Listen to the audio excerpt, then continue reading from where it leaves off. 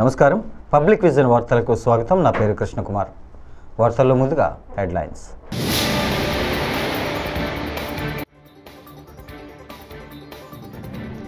ఏపీలో కోటి మొక్కలు నాటే బృహత్ కార్యక్రమం సీఎం చంద్రబాబు సమీక్ష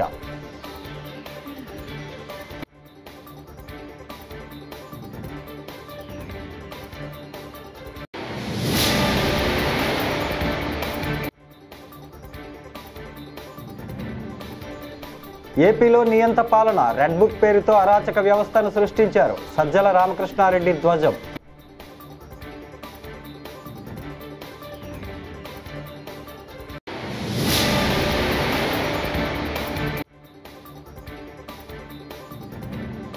వెన్నుపోటుకు గొడ్డలి వేటుకు patent YS Jagan politburo సభ్యుడు వర్ల రామయ్య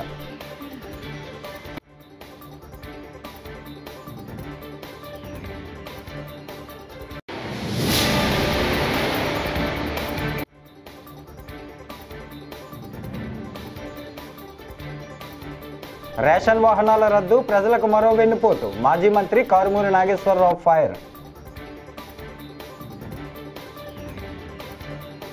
ఇక డీటెయిల్స్ చూస్తే రాష్ట్రంలో పచ్చదనాన్ని గణనీయంగా పెంచి పర్యావరణ పరిరక్షణకు పెద్దపీట వేయాలని ఆంధ్రప్రదేశ్ ప్రభుత్వం సంకల్పించింది. ఇందులో భాగంగా ముఖ్యమంత్రి చంద్రబాబు సచివాలయంలో ఉన్నతాధికారులతో సమీక్షా సమావేశం నిర్వహించారు. ఈ సందర్భంగా జూన్ 5వ తేదీన రాష్ట్ర వ్యాప్తంగా కోటి మొక్కలు నాటే బృహత్ కార్యక్రమాన్ని చేపట్టాలని ఆయన అధికారులను ఆదేశించారు.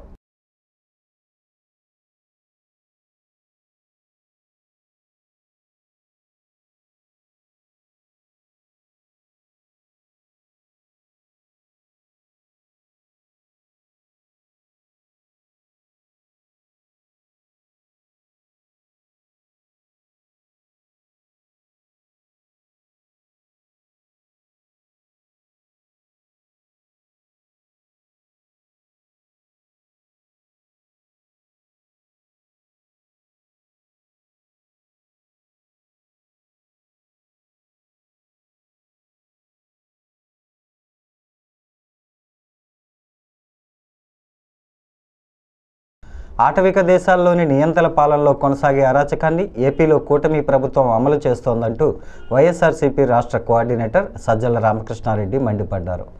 గుంటూరు జిల్లా జైలులో రిమాండ్లో ఉన్న మాజీ ఎంపీ నందిగం సురేష్, పార్టీ నేత తురక కిషోర్లను ఆయన పరామర్శించారు. అనంతరం జైలు బయట మీడియాతో మాట్లాడుతూ రెడ్ బుక్ పేరుతో అధికార దుర్వినియోగానికి పోలీసు యంత్రాంగాన్ని వినియోగించుకోవడం అత్యంత ప్రమాదకరమనే విషయాన్ని చంద్రబాబు గ్రహించడం లేదని ఆగ్రహం వ్యక్తం చేశారు. యాక్టివిస్టులను, సింపథైజర్లను, మాతో సంబంధం లేని వాళ్ళను కూడా లేదా పోస్టులు పెట్టని వాళ్ళను 5 ఏళ్ల క్రితం 10 ఏళ్ల క్రితం కూడా తీసి అక్రమంగా కేసులు పెట్టి ఒక స్టేట్ అనుకుంటే ఒక పథకం ప్రకారము కుట్రపూరితంగా చేస్తే ఎంతవరకు పోవచ్చు అనేది పరాకాష్ఠకు తీసుకెళ్ళారు. ఇంకా దాని తర్వాత జరుగుతున్నవి చూస్తే అక్కడి నుంచి మొదలై నాయకుల మీద, సీనియర్ నాయకుల మీద ఒకసారి రుచి మరిగాక వాళ్ళకి అర్థమైంది కేసు అవసరం లేదు, ఎవిడెన్స్ అవసరం లేదు, ఒక కథ రాసుకుంటే స్క్రిప్ట్ పక్కాగా ఉంటే ఆ పాత్రలో అంబటి రాంబాబునైనా తీసుకురావచ్చు, విడుదల రజనీనైనా తీసుకురావచ్చు, నాగార్జునైనా తీసుకురావచ్చు, ఇంకోరినైనా తీసుకురావచ్చు, ఆఖరుకు జగన్మోహన్ రెడ్డి గారి వరకైనా పోవాలంటే పోవచ్చు అని చూపే ప్రయత్నం, ఆ దిశగా ఏదంటే అది కథలు అల్లుకుంటూ మొదలయ్యారు. ఈ ధైర్యం ఎక్కడి నుంచి వచ్చింది? ఆ రోజు మొదలు పెట్టిన ఇది ఆ తర్వాత ఇక్కడికి వచ్చేసరికి ఇలాగే జరుగుతుంది అనుకున్నాం, వార్నింగ్ ఇస్తూ వచ్చాం, అలాగే జరుగుతూ వచ్చింది. ఇప్పుడు అమాయకుల మీద కూడా పడుతున్నారు. పొలిటికల్ యాక్టివిస్ట్ కాదు, నాయకులు కాదు, సింపథైజర్స్ దాటి ఇప్పుడు సామాన్య జనం మీద, మీ జర్నలిస్టుల మీద ఎవరైతే ఇప్పుడు మనకేం సంబంధం లేనుకుంటున్నారో వచ్చి మా దారిని మేము రాసుకొని పోయి పెడతామంటున్నారు కదా, మీ మీద పడతారు. ఆల్రెడీ అది మొదలైంది. సామాన్య జనం మీద కూడా పడినారు. మా వరకు మేము ఈరోజు వచ్చి ఇక్కడ పరామర్శించాక జైలుకి వచ్చి వైసీపీ అధినేత మాజీ సీఎం వైఎస్ జగన్ ఫ్రస్ట్రేషన్లో ఉన్నారని, అందుకే అవాకులు చెవాకులు మాట్లాడుతున్నారని టీడీపీ పొలిట్ బ్యూరో సభ్యుడు వర్ల రామయ్య మండిపడ్డారు. సోమవారం అమరావతిలో ఆయన విలేకరులతో మాట్లాడుతూ జూన్ 4వ తేదీ వెన్నుపోటు దినం అనటానికి నీకు సిగ్గులేదా అంటూ వైఎస్ జగన్ను ఆయన సూటిగా ప్రశ్నించారు. వెన్నుపోటుకు గొడ్డలి వేటుకు పేటెంట్ వైఎస్ జగన్మోహన్ రెడ్డి అని అభివర్ణించారు. నిన్ను కంటికి రెప్పలా పెంచిన మీ బాబాయ్ వైఎస్ వివేకానంద రెడ్డికే వెన్నుపోటు పొడిచావంటూ వైఎస్ జగన్పై ఆగ్రహం వ్యక్తం చేశారు. గౌరవ జగన్మోహన్ రెడ్డి గారు కడప జిల్లా పులివెందల శాసనసభ్యులు, మాజీ ముఖ్యమంత్రి, ప్రస్తుతం ప్రతిపక్ష హోదాకు కూడా నోచుకోని నాయకుడు. ఆయన ఒక ఫ్రస్ట్రేషన్ వచ్చేసింది ఆయనకి. రేపు 12వ తారీఖుకి సంవత్సరం అవుతుంది చంద్రబాబు నాయుడు గారి ప్రభుత్వం ఏర్పడి. రేపు 4వ తారీఖుకి ఎన్నికల ఫలితాలు వచ్చి అతను పరాజయం పాలై తెలుగుదేశం కూటమి ప్రభుత్వానికి అధికారం ఇచ్చి సంవత్సరం నిండుతుంది. ఈ నేపథ్యంలో అతను అవాకులు చవాకులు పేలుతున్నాడు, అసత్యాలు మాట్లాడుతున్నాడు, అబద్ధాలు మాట్లాడుతున్నాడు, ఇష్టం వచ్చినట్లుగా మాట్లాడుతున్నాడు. అసలే కోతి నిప్పు తొక్కింది, కళ్ళు తాగింది, లేకపోతే కోతి కళ్ళు తాగింది, నిప్పు తొక్కింది, ఏమవుతుంది?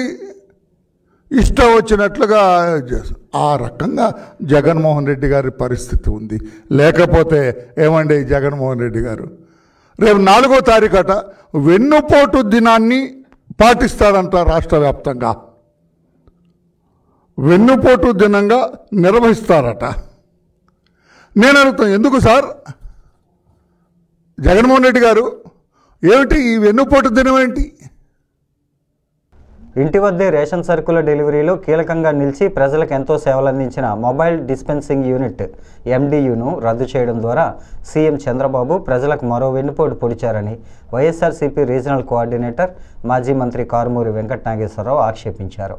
ప్రజలకు ఏది బాగున్నా చంద్రబాబుకు అది నచ్చదని ఆయన స్పష్టం చేశారు. ఎండియుల రద్దుపై తన నిర్ణయాన్ని సమర్థించుకునేలా సీఎం చంద్రబాబు ఆ వాహనాల ఆపరేటర్లపై నిరాధార ఆరోపణలు చేస్తున్నారని తణుకులో మీడియాతో మాట్లాడిన మాజీ మంత్రి కారుమూరి నాగేశ్వరరావు వ్యాఖ్యానించారు.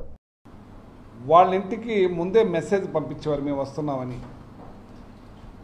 అలాగే లైన్ ఎక్కువ ఉంటే ఆ ఇంటి దగ్గరే కాబట్టి జనం తగ్గకెళ్ళి తెచ్చుకుని ఎక్కడా కూడా ఇంచేతంతని 1,45,00,000 ఈ కార్డులున్న ఈ రాష్ట్రంలో రెక్కాడితేనే కానీ డొక్కాడిని జనం చాలామంది ఉన్నారు. రోజు పనికి వెళ్ళాలి, ఆ పని చేసుకుని మరి బతికే కార్యక్రమంలో చాలామంది ఉన్నారు. ఈ రేషను ఈ దుకాణాలు వల్ల ఇబ్బంది పడే పరిస్థితి పోయి ఎండియు బళ్ళు ద్వారా ఒక్కరోజు కూడా పని వేస్ట్ కాకుండా ఇంటి దగ్గర సరుకులు అందే కార్యక్రమం జరగబట్టి ఎంతోమంది ఆడవారు ఉన్నారు, ముసలివారు ఉన్నారు, చాలా చిన్నవాళ్ళు పెద్దవాళ్ళు అందరూ కూడా చాలామంది దానికోసం ఇబ్బంది పడే పరిస్థితి ఉండేది. అటువంటి ఇబ్బంది పడే పరిస్థితి లేకుండా ఇది అందటం వల్ల కొన్ని వేల మంది రోజు పని చేసుకునే వాళ్ళు పని మానుకుని రేషన్ షాపుల్లో కాడ పడిగాపులు పడి రేషన్ తీసుకోవటం కోసం సర్వర్లు పనిచేయక మరి చాలా ఇబ్బంది పడి గతంలో కొన్ని వేల కోట్లు నష్టపోయే పరిస్థితులు ఉండేది. ఎందుకంటే 400 నుంచి 600 రూపాయలు కూలీ రేటు ఉంది. తిరుమల శ్రీవారిని పలువురు ప్రముఖులు దర్శించుకున్నారు. సినీ నటుడు సోనూ సూద్ తన కుటుంబ సభ్యులతో కలిసి స్వామివారి సుప్రభాత సేవలో పాల్గొన్నారు. మరోవైపు నటుడు శుభలేఖ సుధాకర్, గాయని ఎస్పీ శైలజ దంపతులు, justice Duppala Venkataramana, controller auditor general of India Sanjay Murthy వేరువేరుగా స్వామివారిని దర్శించుకున్నారు. తొలుత టీటీడీ అధికారులు వీరికి స్వాగతం పలికి దర్శనం ఏర్పాట్లు చేశారు. అనంతరం ఆలయంలోకి వెళ్లిన వారు స్వామివారిని దర్శించుకుని మొక్కులు చెల్లించుకున్నారు.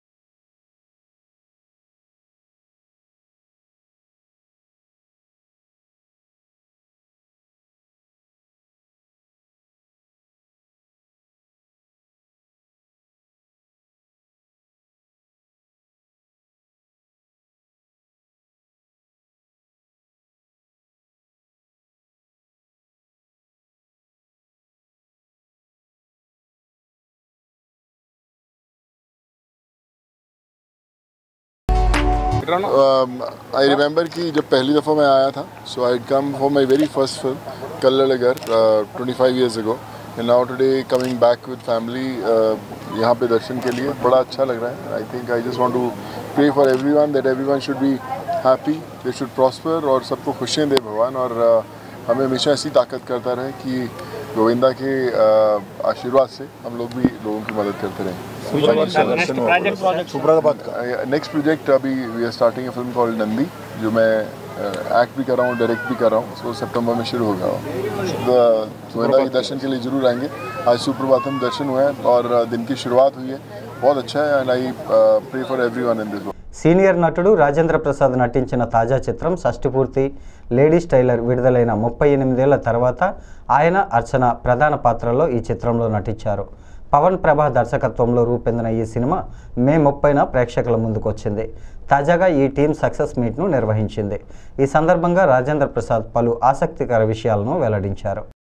ఈ సక్సెస్ మీట్ మేము ఇళయరాజా గారిని స్వామి అని పిలిచేవాళ్ళం అప్పట్లో. ఆయన వైట్ అండ్ వైట్ వేసుకుని ఎప్పుడు పొద్దున్న నిద్ర లేచిన దగ్గర నుంచి ఆయన ఎన్నింటికి పడుకుంటారో నాకు తెలియదు, కానీ అన్నింటి వరకు ఆయనకి సంగీతం తప్ప మరొకటి తెలియదు. అందుకని స్వామి అని పిలిచేవాళ్ళం మేము. అంటే నేను చెప్తుంది లేడీస్ టైలర్ ప్రేమించి పెళ్ళాడు ఆ టైంలో స్వామి అని పిలిచేవాళ్ళం. ఆయనకి హృదయపూర్వక జన్మదిన శుభాకాంక్షలు. Happy birthday sir. స్వామి వణకం, వందనం, నమస్కారం, పాద నమస్కారం. ఆయన మొన్న ఇంటర్వ్యూలోనే మీరు అందరూ చూశారుగా, వీడు మావాడే. ఆయన లేడీస్ టైలర్ డబుల్ పాజిటివ్ చూసి ఫస్ట్ ఊరే అని పిలిచాడు ఆయన నన్ను. అంటే అది ప్రేమ. ఈ మధ్య కొన్ని ఫంక్షన్లు గబుక్కుని నేను మాట్లాడుతుంటే కూడా దాన్ని రాంగ్ గా అర్థం చేసుకుంటున్నారు. మీ కర్మ, అది మీ సంస్కారం మీద ఆధారపడి ఉంటుంది, నేనేం చేయలేను. ఒకవేళ తప్పుగా అర్థం చేసుకున్నట్టయితే మీ సంస్కారం. నేనైతే ఇట్లాగే ఉంటా, సరదాగా ఉంటా ఎవరితో. ఇప్పుడు ఇళయరాజా గారితో ఆ రోజున మీటింగ్ ఎంత బాగా జరిగింది మనకి. ఈ సినిమా గురించి నిజంగానే మా పవన్ చెప్పినట్టు, రూపేష్ చెప్పినట్టు, మీరు భుజాల మీద వేసుకుని నిజంగా హ్యాట్స్ ఆఫ్. నేను ఎప్పుడు మీడియాని పిలవను, నా ఫ్యామిలీ అని అనుకుంటూ ఉంటాను. మీ అందరికీ తెలుసు ఆ విషయం. నేను ఎప్పుడు ఫ్యామిలీ మెంబర్, నన్ను మీరందరూ అన్నయ్య అని పిలవటమే నాకు జన్మధన్యం, నా అదృష్టం. Thank you. ఎందుకనంటే అలాగే మీరు నాతో ఉన్నారు. నా నిజమైన సక్సెస్ని ఇవాళ 2 నిమిషాలు ఎక్కువ మాట్లాడతానేమో తెలియదు, కానీ ఈ పిల్ల ఇందాక నుంచి కల్చరల్ బ్లాక్ బస్టర్ అంటుంది. ఇంకొకసారి చదువు మళ్ళీ. It is not cultural, it is cultural. 10వ తరగతి పేపర్ వాల్యుయేషన్లో కూటమి ప్రభుత్వం ఘోరంగా విఫలమైందని వైఎస్ఆర్సీపీ రాష్ట్ర అధికార ప్రతినిధి పుత్తా శివశంకర్ రెడ్డి ఆగ్రహం వ్యక్తం చేశారు. తాడేపల్లి వైఎస్ఆర్సీపీ కేంద్ర కార్యాలయంలో మీడియాతో మాట్లాడుతూ విద్యాశాఖ మంత్రి నారా లోకేష్ అసమర్థత కారణంగా రాష్ట్రంలో విద్యాశాఖ నిర్వీర్యమైందని మండిపడ్డారు. విద్యార్థులకు కీలకమైన 10వ తరగతి పరీక్షల్లో మూల్యాంకనంలో చోటు చేసుకున్న దారుణాలకు మంత్రి లోకేష్ బాధ్యత వహించి పదవికి రాజీనామా చేయాలని డిమాండ్ చేశారు. గతేడాది రిజల్ట్స్ కంటే ఈ ఏడాది రిజల్ట్స్ మైనస్లో వచ్చాయి. 2024 అకాడమిక్ ఇయర్లో 100% పాస్ సాధించినటువంటి కళాశాలలు ఎన్ని అంటే 2800 స్కూల్స్. ఈ సంవత్సరము 1680 స్కూల్స్ మాత్రమే 100% ఉత్తీర్ణత సాధించాయి. సో ఇవన్నీ పక్కన పెడితే దాదాపు ఫెయిల్ అయినటువంటి విద్యార్థులందరిలో కూడాను విద్యార్థుల్లో ఒక ఆందోళన మొదలైంది. చాలా బాగా రాశాము, మిగతా కొన్ని సబ్జెక్ట్స్ అయితే 90కి పైగా వచ్చాయి. 6 సబ్జెక్టులు ఉంటే 5 సబ్జెక్టులు 90 పైగా వచ్చాయి. కానీ ఒక్కొక్క సబ్జెక్టులో 20 మార్కులు, 15 మార్కులు, 5 మార్కులు దీంతో రావడంతో అందరూ కూడాను ఆందోళన చెంది రీవెరిఫికేషన్, రీకౌంటింగ్ అనే దానికి కొంతమంది నాలెడ్జ్ ఉన్నవాళ్ళు, ఆ స్తోమత ఉన్నవాళ్ళు, అవగాహన ఉన్నవాళ్ళు, వాళ్ళ తల్లిదండ్రులు ఈ రీవెరిఫికేషన్కి, రీకౌంటింగ్కి అప్లై చేశారు. అందులో 66,363 దరఖాస్తులు రాగా వాటిలో 11,000 పేపర్లలో ఫలితాలు మారిపోయినాయి. ఎలా ఫలితాలంటే చూస్తే ఒక చాలా ఆశ్చర్యకరమైనటువంటి ఫలితాలు. ఉదాహరణకి జస్ట్ ప్రెస్ మీడియా కాబట్టి ఒక 2-3 కేస్ స్టడీస్ ఎగ్జాంపుల్స్ మనం చెప్పుకుందాం. కడప జిల్లాకు సంబంధించినటువంటి జమ్మలమడుగు నియోజకవర్గం, ఎర్రగుంట్ల మండలం. అందులో జిల్లా పరిషత్ ఉన్నత పాఠశాలలో 10వ తరగతి చదివినటువంటి గంగిరెడ్డి మోక్షిత అనేటువంటి స్టూడెంట్ ఒక సబ్జెక్ట్ ఫెయిల్ అయినట్టు మెయిన్ ఫలితాల్లో వచ్చింది. ఏది సోషల్ సాంఘిక శాస్త్రంలో ఫెయిల్ అయినట్టు. ఆమెకు మార్కులు ఎన్ని తెలుసా?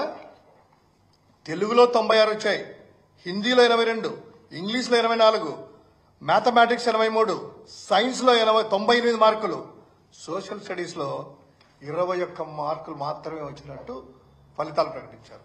కేవలం 21 మార్క్స్. సరే, వీళ్ళకి ఉంది కాబట్టి, కొంచెం అవగాహన ఉంది కాబట్టి వాళ్ళ తండ్రి గంగిరెడ్డి మల్లేశ్వర్ రెడ్డి 1000 రూపాయలు రీవాల్యుయేషన్ ఫీజు కట్టి, అయ్యా మా పాపకు సంబంధించినటువంటి వీటిలో రీవెరిఫికేషన్ చేయాలనేటువంటిది దరఖాస్తు పెట్టాడు. పెట్టిన తర్వాత రీవాల్యూ చేసిన అధికారులు రీవాల్యూ చేసి ఫలితం ప్రకటించారు. అందులో 84 మార్కులు వచ్చాయి. 84 మార్కులు. నేరస్తులకు కులం, మతం రంగులు పూసి రాజకీయాలు చేస్తున్నారని హోంమంత్రి అనిత మండిపడ్డారు. గత ప్రభుత్వంలో సుధాకర్, వరప్రసాద్ను దారుణంగా అవమానించినప్పుడు జగన్ ఎందుకు పరామర్శించలేదని ప్రశ్నించారు. తెనాలిలో కానిస్టేబుల్పై రౌడీ షీటర్స్ దాడి చేయడంపై పోలీసులు చట్ట ప్రకారం చర్యలు చేపడతారని స్పష్టం చేశారు. సత్యనారాయణపురం నూతన పోలీస్ స్టేషన్ను అనిత ప్రారంభించారు. ఈ కార్యక్రమంలో డీజీపీ హరీష్ కుమార్ గుప్తా, విజయవాడ సిపి రాజశేఖర్ బాబు, ఎంపీ కేసినేని చిన్ని, ఎమ్మెల్యే బోండా ఉమా పాల్గొన్నారు. టెక్నాలజీ అందిపుచ్చుకోవడంలో ఏపీ పోలీసులు ముందున్నారని ఆమె కొనియాడారు. పోలీస్ డిపార్ట్మెంట్ అయినా మెడికల్ డిపార్ట్మెంట్ 24/7 జాబ్ ఇది. కానీ వాళ్ళకి కూడా రెస్ట్ ఉండాలి, ఆఫ్కి కూడా సీరియస్ ఉండాలి. అర్థం చేశారు లేదు. పోలీస్ స్టేషన్ చూసారా? ఆలోచించండి ఒకసారి. ఒక యోగా రూమ్ ఉంది,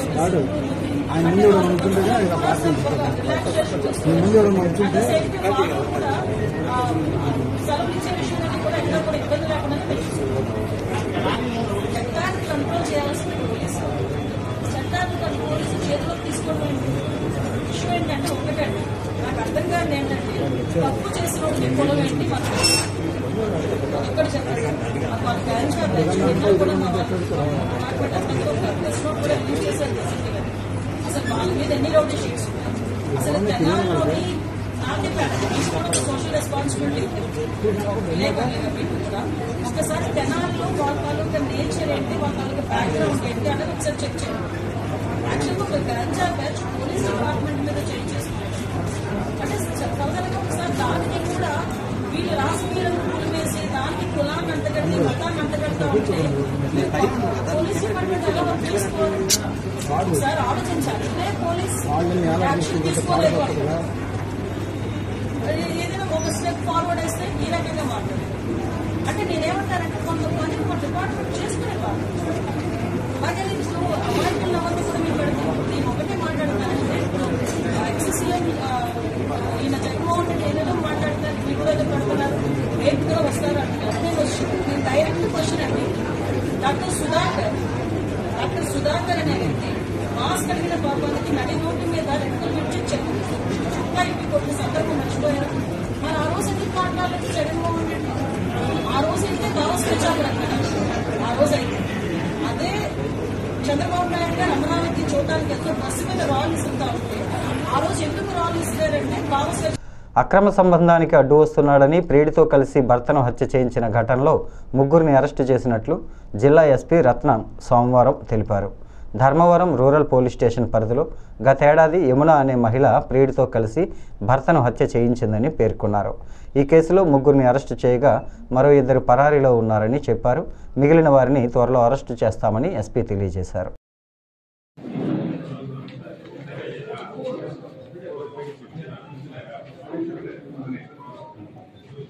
స్టేషన్లో గత సంవత్సరం 22/4/24 డ్యూరింగ్ ద ఎలక్షన్ టైం అంటే నామినేషన్స్ కూడా ఆ రోజు జరిగినాయి. ఆ రోజు సోమవారం ఎన్నిక అనంతరం విజయవాడ ఎంపీ చిన్నితో కలిసి మీడియా సమావేశం నిర్వహించారు. తిరువూరు అభివృద్ధి కోసమే టీడీపీ పనిచేస్తుందని, తిరువూరు పట్టణంలో ఉన్న ప్రధాన సమస్యలపై దృష్టి సారిస్తామని అన్నారు. అందరినీ కలుపుకొని పోయి పట్టణాభివృద్ధి ధ్యేయంగా పనిచేస్తామన్నారు. అనుమానం వ్యక్తం చేయడం జరిగింది డిసీజ్ యొక్క తల్లిదండ్రులు. తర్వాత ఫర్దర్గా డాక్టర్ సర్టిఫికేట్ ప్రకారం ఆ కేసుని వెరిఫై చేయడానికి పోలీసు వెరిఫై చేశారు. చేసినప్పటికీ డాక్టర్ సర్టిఫికేట్లో క్లారిటీ లేకపోవడం వల్ల ఫర్దర్ క్వశ్చనరీ మళ్ళీ అడగడం జరిగింది. అప్పటికి కూడా సరిగా కన్సల్ట్ డాక్టర్ నుంచి రెస్పాన్స్ రాలేదు. నెక్స్ట్ బాధితుల యొక్క కంప్లైంట్ మేరకు, వాళ్ళ రిక్వెస్ట్ మేరకు జ్యుడిషియల్ ఎగ్జిక్యూటివ్ మ్యాజిస్ట్రేట్కి రిక్వెస్ట్ ఇవ్వడం జరిగింది ఫర్ ఎగ్జిబిషన్. ఎగ్జిబిషన్ చేసిన తర్వాత డాక్టర్ ప్రొఫెసర్తో పోస్ట్ మార్టం నిర్వహించడం జరిగింది.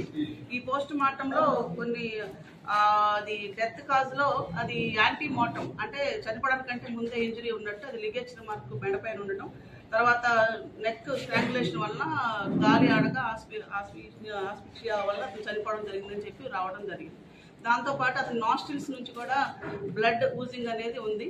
సో ఈ విధంగా ఉండటంతో ఈ కేసుని తరోగా ఎంక్వైరీ చేసి సెల్ ఫోన్ డేటాలు అన్ని కూడా వెరిఫై చేసుకుని టెక్నికల్ ఎవిడెన్స్ కన్సర్న్డ్ అనుమానితుల్ని విచారించగా వాళ్ళు నేరాన్ని అంగీకరించడం జరిగింది. దానిపైన ఇప్పుడు ఈరోజు అరెస్ట్ చూపిస్తున్నాం. మొత్తం ఈ కేసులో ముద్దాయిలు 5 మంది. 5 మందిలో ప్రస్తుతానికి 3ని మనం అరెస్ట్ చూపిస్తున్నాం. ఇంకా 2 పరాయిలో ఉన్నారు. ఒకళ్ళు డిసీజ్డ్ యొక్క వైఫ్. డిసీజ్డ్ వైఫ్కి ఒక బ్రదర్ ఉన్నారు. ఆ బ్రదర్ సోషల్ మీడియా వర్కర్గా ఉన్నారు. గతంలో అతను సోషల్ మీడియా యాక్టివిస్ట్గా ఉండటం జరిగింది. ఈ డిసీజ్డ్ భార్య ఎవరైతే ఉన్నారో ఆమెకి బ్రదర్తో పాటు వచ్చినటువంటి ఫ్రెండ్తో ఇంటిమసీ ఏర్పడడం జరిగింది. ఆ ఇంటిమసీ కొద్దిగా డెవలప్ అవడము, ఆ తర్వాత ఆమె తన భర్తను కూడా ఆ వ్యక్తికి పరిచయం చేసి రియల్ ఎస్టేట్లో నీకు హెల్ప్ చేస్తారు, కమిషన్ ఇస్తారని చెప్పి అతను ఎంకరేజ్ చేయడం. సో భర్తను కూడా వాళ్ళు తమతో తిప్పుకోవడం. కొద్ది రోజుల తర్వాత ఈ మర్డర్కి ప్లాన్ చేయడం జరిగింది. ఈ లేడీ ఎవరైతే ఉందో అనంతపురం ఒక రోజు వెళ్ళిపోవడం జరిగింది. Last year 22nd 4th. ఆ రోజున ఈ డిసీజ్ని ఎక్కువ ఎవరైతే సిద్ధప్ప అండ్ హిస్ టీమ్ ఉన్నారో వీళ్ళందరూ కూడా ధర్మవరం రోడ్ అవుట్స్కట్స్ తీసుకెళ్లి బాగా అతనికి లిక్కర్ కన్జ్యూమ్ అయ్యేటట్టుగా చేసి తాగించిన తర్వాత సిపిఐ పార్టీ రాష్ట్ర సమితి పిలుపు మేరకు నగరి పట్టణంలోని సిపిఐ పార్టీ ఆధ్వర్యంలో ఆర్డీఓ కార్యాలయంలో సోమవారం నిరసన కార్యక్రమం నిర్వహించారు. సిపిఐ పార్టీ నగరి నియోజకవర్గ కార్యదర్శి కోదండయ్య మాట్లాడుతూ నగరి మున్సిపాలిటీ పరిధిలోని నిరుపేదలకు ఇంటి స్థలాలు కేటాయించాలని, సిపిఐ పార్టీ ఆధ్వర్యంలో వ్యక్తిగత అర్జీలను పూర్తి స్థాయిలో సర్వే నిర్వహించాలని, నిజమైన లబ్ధిదారులకు ఇంటి స్థలాలు కేటాయించాలని ఆయన డిమాండ్ చేశారు. నగరి పట్టణ పరిధిలో ఉన్నటువంటి పేదలకు ఇంటి స్థలాలు ఇవ్వాలని గత 3 నెలలుగా కమ్యూనిస్ట్ పార్టీ సిపిఐ ఆధ్వర్యంలో అనేక కార్యక్రమాలు నిర్వహించడం జరిగింది. అదేవిధంగా ఈరోజు మొత్తం కూడా నగరి మున్సిపాలిటీ పరిధిలో ఉన్నటువంటి 9వ వార్డులో ఉన్నటువంటి దళితులు సుమారు 40 సంవత్సరాల క్రితం నుంచి అక్కడ ఇల్లులు నిర్మించుకొని జీవించడం జరుగుతూ ఉంది. అనేక మంది ఎమ్మెల్యేలు వచ్చినారు. చెంగారెడ్డి మొదలుకొని, దొరసామరాజు మొదలుకొని, మన రోజమ్మ, ఇప్పుడు భానుప్రకాష్, అన్ని మంది ఎమ్మెల్యేలు వచ్చినా, ప్రభుత్వాలు మారినా అక్కడున్న దళితుల తలరాత మాత్రం అలాగే కొనసాగుతూ ఉంది. ఎప్పటికీ వాళ్ళని నగిరిలో ఏ వార్డులో ఉన్నా, ఏ కాలనీలో ఉన్నా వాళ్ళని ఒక ఓటర్గా గుర్తిస్తారు. డబ్బిచ్చి ఓటు వేసుకునేంత వరకే వాళ్ళు పరిమితం. తర్వాత వాళ్ళ సమస్యలు పరిష్కరించడంలో ఈరోజు అధికార పార్టీ అయినా ప్రతిపక్ష పార్టీ అయినా కూడా ఈరోజు పేదల పట్ల నిర్లక్ష్యం వహిస్తూ ఉంది. అందుకే మేము సూటిగా అడుగుతున్నాం ఈ అధికారులని. 3 నెలల క్రితం ఇచ్చిన అర్జీలని ఇంతవరకు కూడా పూర్తి స్థాయిలో సర్వే నిర్వహించలేదు. కలెక్టర్ గారు డైరెక్ట్గా ఆర్టీఓతో మాట్లాడి నత్తంలో 2019కి ముందు నిర్మించిన ఇండ్లను రెగ్యులరైజ్ చేయండి అని కలెక్టర్ గారే చెప్పడం జరిగింది. నగిరి ఎంఆర్ఓ గారు కూడా అప్పుడే చేసేలాగా మేము పంపిస్తాం, చేస్తామని. తిరువూరు మున్సిపాలిటీపై టీడీపీ జెండా ఎగరటం అభివృద్ధికి సంకేతమని ఎమ్మెల్యే కొలికపూడి శ్రీనివాసరావు అన్నారు.